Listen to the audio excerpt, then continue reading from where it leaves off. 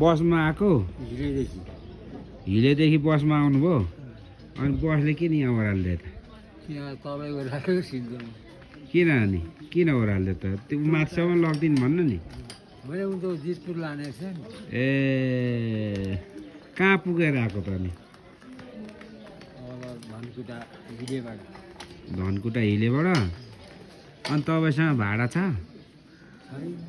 छैन अनि भाडा बेगर किन गाडीमा चढ्नु भएको त अनि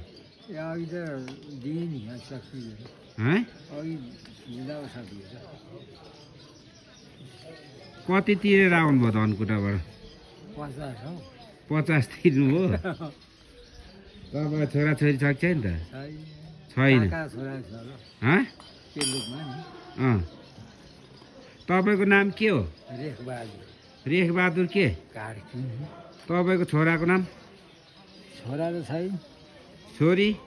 घरमा चाहिँ छैन श्रीमती छैन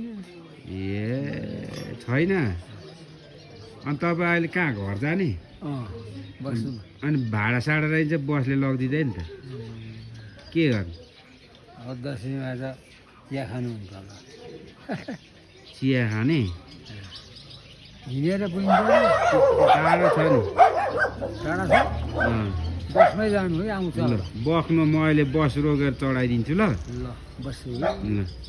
के अरे रेखबहादुर के अरे रेखबहादुर कार्की ल